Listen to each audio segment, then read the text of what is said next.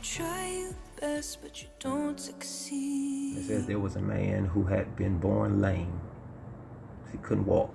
Feet wouldn't move. Body unable and incapable of just walking to it. I'm talking to somebody today who knows that God is able, but some places you just haven't been able or capable to see it because you've been lame there. You ever been in a lame place? Ever wanted to go to it and just couldn't do it because there was something holding you back and stopping you? It says he was lame from birth.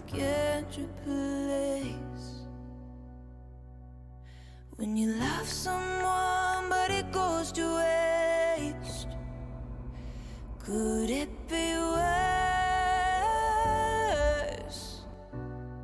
I wonder, outside perspective, what that was like for the mama. Carrying something that she has so much hope in, carrying and believing that this man is going to be so many great things, and the basic thing he cannot do, he's lame from the womb. I'm not saying that she's judging herself. I'm not saying that she's harder on him, but I'm saying some places that God impregnates it, that maybe you think that it's going to walk in it. The Bible says he was lame from the womb. And you got to begin to adjust, not your expectations, but your faith on it, to say, if God gave it to me, I know one day eventually it's going to be able to walk and see it for itself too. Everything God puts inside of you is not just to come here and just dwell and die and be in doubt, but it says one day Paul and Silas showed up. And the thing that they looked at was lame. The thing that they looked at was crippled and handicapped. The thing that they looked at should have been doing something that it didn't have the basic capabilities of doing. It couldn't walk. And he's in church for years, still can't walk. He's coming to the storehouse, still can't walk. Going to choir practice, Wednesday night prayer meeting, Bible study and rehearsal, still can't walk. You got to begin to assess your environment. Some people can be touching on you and praying for you, and whole time you thinking that they're praying in your favor and be praying against you. You got to be careful of your connections. Just because it's in the church, just because they got brother or sister in front of the name, just because they go by pastor or deacon or prophet, not everybody speaking over you is speaking into you for you to come up. But some people really speaking over you for you to stay down. He says he had been there for years, lame, not walking, not moving, not being able or capable to see it, and nobody's bothered because nobody fixed it. Nobody changed it. Nobody's able to pray him out of it. And that speaks to the power of what you align yourself to, that you cannot pray and change things around you. The Bible says that these signs shall follow those that believe. What signs are those? That you'll be able to say to yourself, be able to speak to the lame and they walk, the blind and they see, be able to lay hands on the sick and they recover. But if there is no power assigned to the prophet, it makes you question, is there a relationship, or is this just played up puppetry? I'm trying to find out why you preaching and got no power. Why you preaching and got no power. I find out how you prophesying and got no power. It's getting serious on this track. This man's showing up for years. And don't complain, because I would have been upset and showing up for years. Don't say anything is wrong with him, but it's clear that he can't walk. Basic necessities, and we preaching prosperity and I can't walk.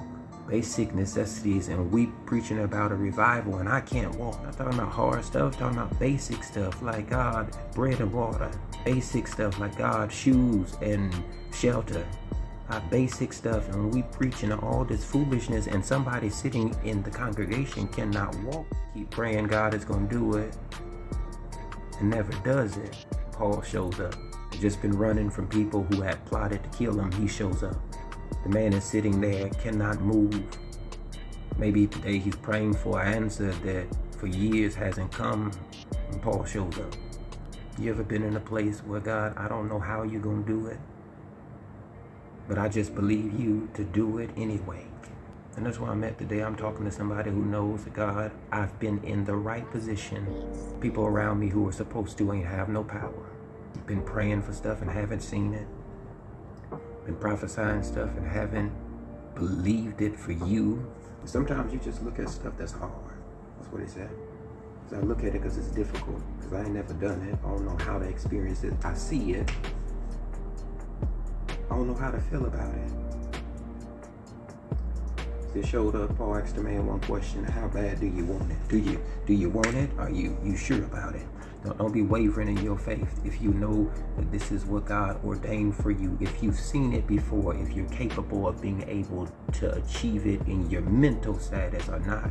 Now I just believe. I believe for stuff I ain't seen. I believe for places I ain't never been. I believe for things that I've only seen but could not hold, couldn't drive, couldn't walk into. I thought it was just for them, but God, now I believe it's for me. It says, do you want it? The man said, I do. I want to walk. I said, all right, get up. Get up, go ahead. If you want it, prove it. Get up and walk. I didn't say that he creeped up. Didn't say he got up. Didn't just say people came to help him. It says when the man received a command from the word of petition from Paul, if you want it, then show it, prove it. It said he jumped up.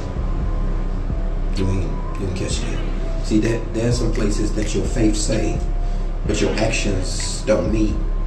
And so you may have the property of being able to do it, but if you don't have the action to back it up and be behind it and say faith pushes me and it does not restrict me. Faith is what propels me. It does not enable me to be disabled. Faith is what allows me to not see it but still believe God for it. He says, I just believe on the day that God, you can do it, so I'll jump in it.